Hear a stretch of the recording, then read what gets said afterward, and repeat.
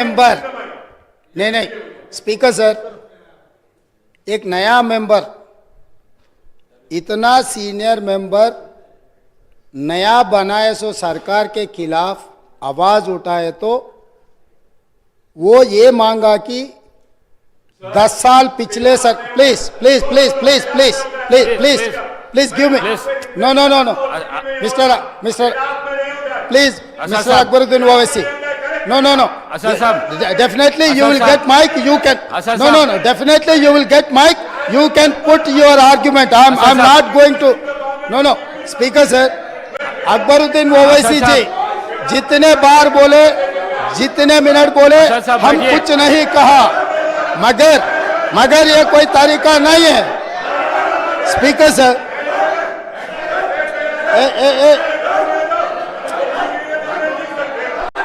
असद साहब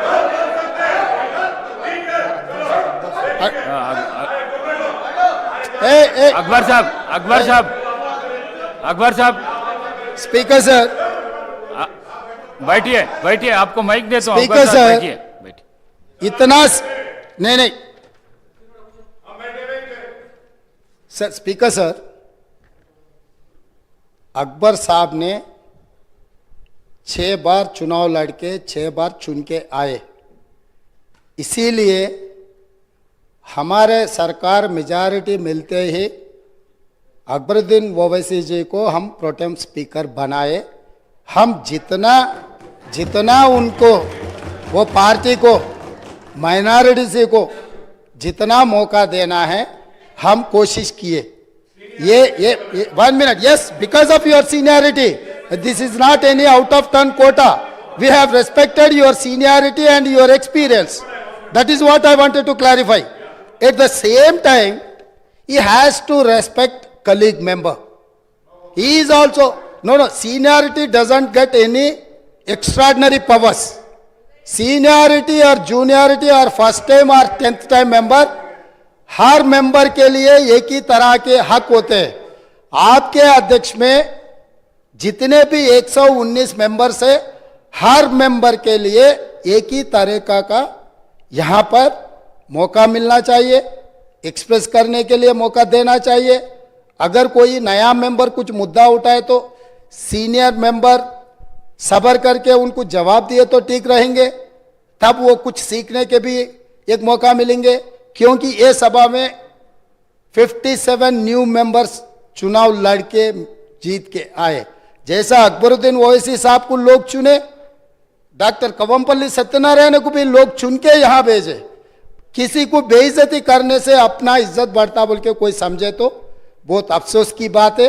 ये ऐसा चर्चा यहाँ पर हम लोग सब दोस्त है, कलीग मेंबर्स है, एक को दूसरे अगर हम इज्जत दिए तो ही लोगों के सामने अपना इज्जत बढ़ेंगे, अपना एक्सपीरियंस के लिए भी एक शोभा देंगे।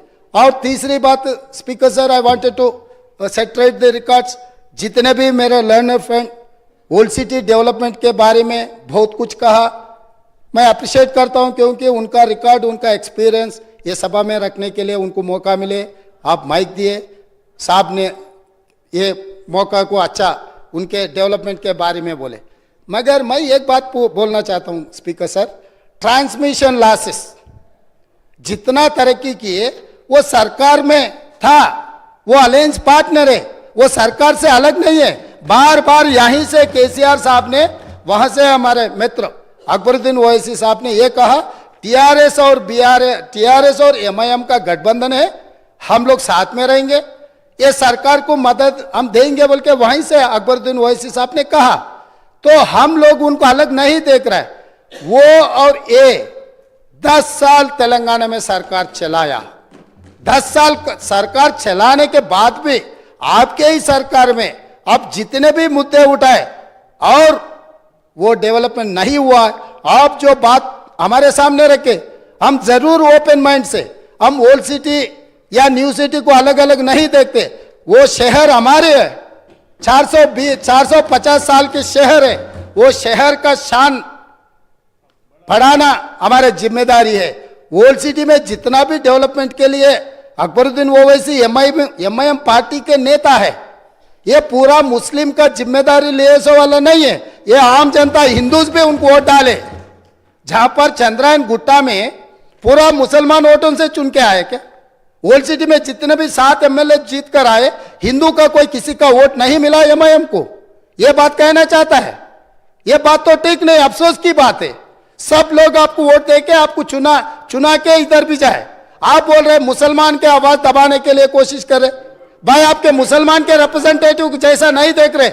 ये तेलंगाना 4 करोड़ जनता के तरफ से आप चुन के आए, 4 करोड़ जनता के लिए आप रिप्रेजेंट करो। नहीं नहीं नहीं साहब सर, आपको जब mike speaker sir Akbaruddin Owaisi साहब को जब माइक मिलेगा ना, तब उनके बात वो रख सकता है। लीडर आप तो अभी तो वो डिस्टर्ब नहीं कर सकते सर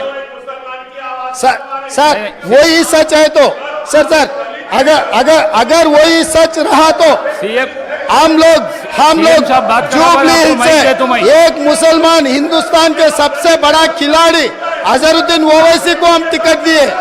अजहरुद्दीन को हम टिकट दिए तो अजहरुद्दीन को हराने के लिए दूसरा मुसलमान को वहां चुनाव लड़वा के एक मुसलमान को हरा दिए।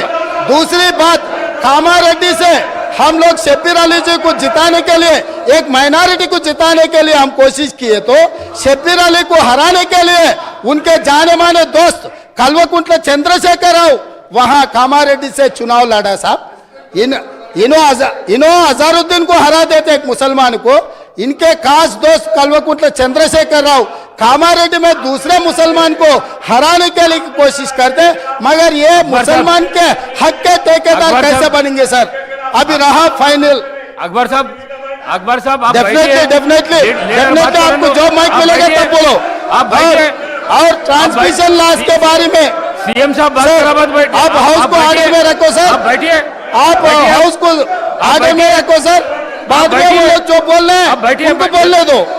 लीडर बात करते जब मैं माइक नहीं दे सकता हूँ। आप बैठिए सर बैठिए, मैं देता हूँ अकबर साहब को देता हूँ। आप अकबर साहब को देता हूँ, बैठिए आप। बैठिए स्पीकर सर, अगर ये मामला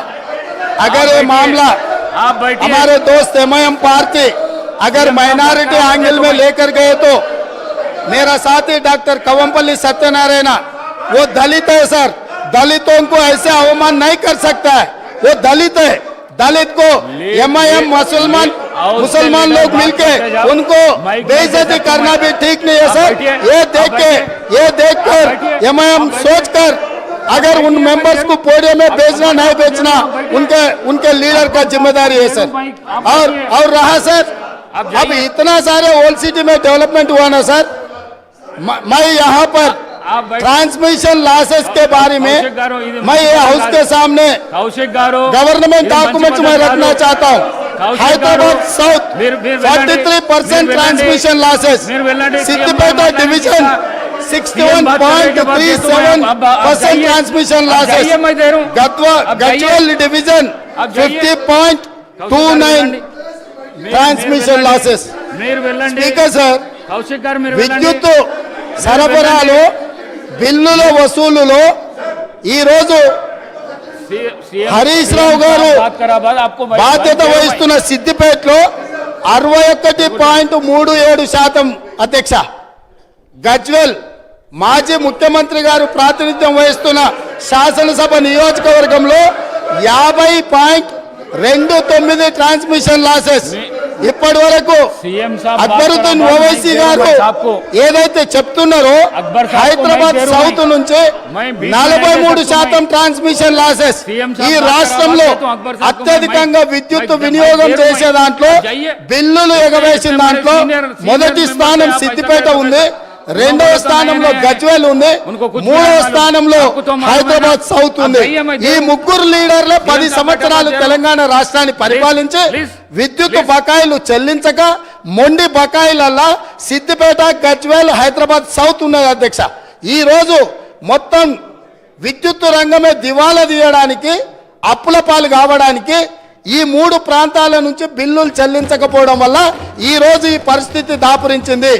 నేను ఇప్పుడు మీ ద్వారా సభ్యులను నేను అడుగుతున్నా అధ్యక్ష, ఇన్ని పెండింగ్ బకాయిలు ఉన్నాయి, ఇంత బాధ్యతతో మాట్లాడినా, ఇంత డేటా తీసుకొని మాట్లాడినా అక్బరుద్దీన్ ఓవైసీ గారు ఎస్ మా ప్రాంతాల నుంచి బిల్లు చెల్లింపుల్లో బకాయిలు ఉన్నాయి, నేను హరీష్ రావు గారు అదేవిధంగా చంద్రశేఖరరావు గారు బాధ్యత తీసుకొని ఈ బిల్లులు చెల్లిస్తామని ఎందుకు ముందుకు రాలేదు సార్? ఇది పద్ధతే సార్? అదేవిధంగా స్పీకర్ సార్ ఇన్ని విషయాలు మాట్లాడినప్పుడు అక్బరుద్దీన్ ఓవైసీ గారు అంతకంటే ముందు జగదీశ్వర్ రెడ్డి గారు మాట్లాడుతూ రాష్ట్రంలో ఎక్కడైనా విద్యుత్ కోతలు ఉన్నాయా, ఏ రైతులైనా రోడ్డు మీదకి వచ్చి ధర్నా చేసిండ్రా, ఏ రైతులైనా విద్యుత్ రావడం లేదని అడిగినరా అని చెప్పి మాజీ మంత్రి జగదీశ్వర్ రెడ్డి గారు మాట్లాడినరు. వారి సమాచారం కోసం నేను చెప్తున్నా స్పీకర్ సార్, కామారెడ్డి ఎక్కడి నుంచి అయితే కేసీఆర్ గారు గెలవాలని వెళ్ళిపోయి ఎన్నికల్లో పోటీ చేసిండో ఆ కామారెడ్డిలో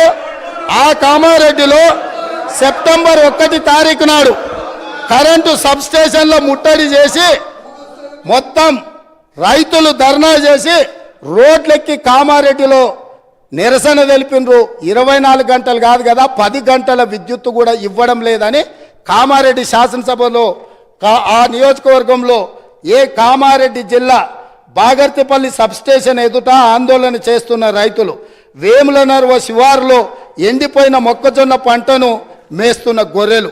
ఇది సమాచారం అధ్యక్ష.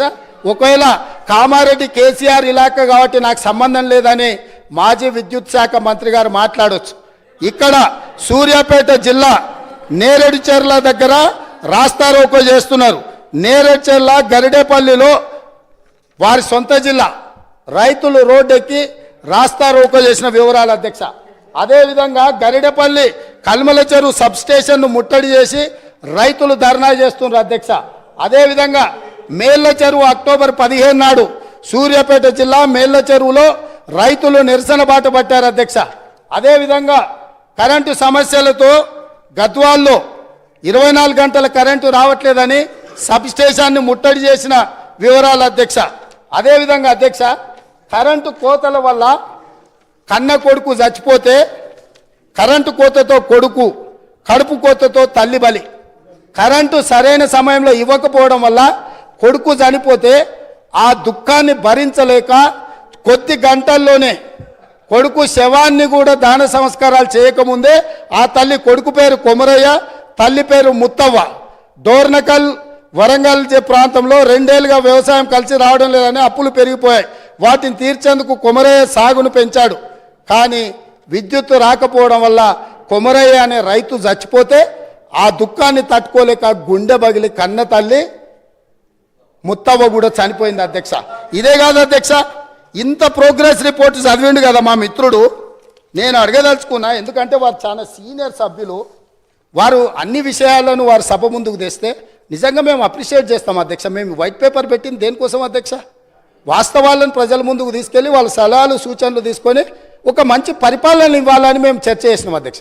ఇంత చర్చ జరిగినా అక్బరుద్దీన్ ఓవైసీ గారు శ్రీశైలం ఎడవగట్టు కాల్వ 1988-89లో ఆనాటి కాంగ్రెస్ ప్రభుత్వం 89లో ప్రారంభించింది, 2001లో పూర్తయింది. 20 సంవత్సరాల నుంచి శ్రీశైలం ఎడవగట్టు కాలువ మీద 900 మెగావాట్ల విద్యుత్ ఉత్పత్తితో నడుస్తున్న ప్రాజెక్టు నీళ్ల ద్వారా నడిచే ప్రాజెక్టు అధ్యక్ష. అక్కడ ఈ ప్రాజెక్టును మేము నిర్మిస్తే నిర్వహణ లోపం వల్ల ఆగస్టు 22, 2020 నాడు ప్రభుత్వ నిర్లక్ష్యం వల్ల 2 రోజుల ముందే హెచ్చరించిన ఇక్కడ సమస్యలు ఉన్నాయి, తక్షణమే అధికారుల నిపుణులను పంపించి ఈ సమస్యల్ని పరిష్కరించండి, లేకపోతే పెను ప్రమాదం జరగబోతుందని అక్కడ అధికారులు ఇక్కడ ఉండే అధికారులకు హెచ్చరిక లెటర్ పంపించిన వారు మంత్రిగా ఉన్నప్పుడు నిర్లక్ష్యం వల్ల, పట్టించుకోకపోవడం వల్ల శ్రీశైలం విద్యుత్ సొరంగం 900 మెగావాట్లది బ్లాస్ట్ అయి 9 మంది చచ్చిపోయినారు అధ్యక్ష. 9 మందిలో ఏఈ ఉజ్మా ఫాతిమా హైదరాబాద్ ఓల్డ్ సిటీలో ఆ అమ్మాయికి మైనారిటీ కాంగ్రెస్ పార్టీ ఇచ్చిన రిజర్వేషన్తో ఆ అమ్మాయి ఇంజనీరింగ్ చదివి ఉద్యోగం చేసి అక్కడ చేరితే ఆ అమ్మాయి ఒక మహిళ అయి ఉండి, ఆడబిడ్డ అయి ఉండి అక్కడ ఉద్యోగం చేస్తుంటే ఆ అమ్మాయి చనిపోతే ఆ కుటుంబాన్ని మేము ఇంటికెళ్ళి పరామర్శించినాము, మేము ఆదుకున్నాం. ఆ కుటుంబాన్ని కానీ రాష్ట్ర ముఖ్యమంత్రి గారుగా ఆనాటి ముఖ్యమంత్రి గారు కానీ ఆనాటి విద్యుత్ శాఖ మంత్రి కనీసము మన చాదర్గట్టులో ఉండే ఆ మైనారిటీ ఏఈ కుటుంబాన్ని కూడా పరామర్శించలేదు. శ్రీశైల సొరంగము పేలిపోవడం వల్ల 9 మంది ఉద్యోగస్తులు అక్కడికక్కడనే బుగ్గిపాలైపోయిన శవాన్ని కూడా గుర్తించలేని పరిస్థితిలో ఖాళీ బూడిదై మసైపోయినారు. మానవత్వం లేని ప్రభుత్వము దాని మీద విచారణకు ఆదేశించలేదు. కనీసం ప్రమాద స్థలాన్ని మేము పరిశీలించి బాధితులకు కొంత ఉపశమనం కలిగిద్దామంటే మమ్మల్ని పోలీసులను పెట్టి అరెస్ట్ చేసి పోలీస్ స్టేషన్లలో కూసబెట్టినారు అధ్యక్ష. ఇన్ని తప్పిదాలు ఎంఐఎం పొత్తులో ఉన్న బీఆర్ఎస్ పార్టీ ఆనాడు ప్రభుత్వం నుండి దుర్మార్గాలు చేస్తే ఈ శ్రీశైలం ఎడమగట్టు కాలువ మీద జరిగిన ప్రమాదం గురించి కూడా మా మిత్రుడు ఈ సభలో ప్రస్తావించి ఉంటే ఎస్ డెఫినెట్గా మేము అప్రిషియేట్ చేసి ఉండేవాళ్ళం. కాబట్టి ఈరోజు let me so sir Akbar साहब नहीं अकबर साहब प्लीज नहीं अकबर साहब आप इतना समझो प्लीज ये सरकार जिम्मेदारी से ये व्हाइट पेपर टेबल किए. ये व्हाइट पेपर टेबल करने के बाद आप जो भी सुझाव दे रहे सुझाव लेने के लिए भी हम तैयार हैं. इसका मतलब ये नहीं जो इल्जाम किए जो गुनहगार है आप उनके तारीफ पे तारीफ करते रहा तो यहां बैठकर सुनने के लिए कोई तैयार नहीं है. आप जो ओल्ड सिटी हैदराबाद के लिए या तेलंगाना के लिए डेवलपमेंट करने के लिए क्या फंड चाहिए आप बोलो, हम जिम्मेदारी से हम निभाएंगे. मगर आप ये काम नहीं कर रहे हैं. आप पुराने दोस्त को जो बिगड़ा हुआ दोस्त को आप बचाने के लिए जितना आपके शक्ति है सब सारे आप क्यों उनके रक्षा के लिए आ रहे मेरे समझ में नहीं है. इसका ये आप क्या करना चाह रहे हैं? आप क्या मदद कर रहे हैं? नहीं अच्छा दोस्त को स्पीकर सर अच्छे दोस्त को 10 रुपए देकर साथ में लेना, बुरा दोस्त को 10 रुपए देकर चुरा लेना, ऐसे दोस्ती आपको ठीक नहीं है. आप जितना तेलंगाना जनता जिनको तिरस्कार किए वहां पर बिठाए उनके तरफ आप क्यों वकालत ले रहे? अब रहा अब फाइनल बात है. आप 7 सीट जीते मगर बहादुरपुरा में कितने वोटों से जीते, नामपल्ली में कितने वोटों से जीते, एक बार ये भी आप हिसाब किताब ले लो. अकबर साहब हमको कोई एतराज नहीं है. आपके पार्टी जिताने के लिए आपके पार्टी अगर 9 सीट 10 सीट 12 सीट कुछ भी जीतने के लिए आपका पॉलिटिकल पार्टी का हक है. मगर माइनॉरिटी का हक बचाने का जिम्मेदारी हमारे है.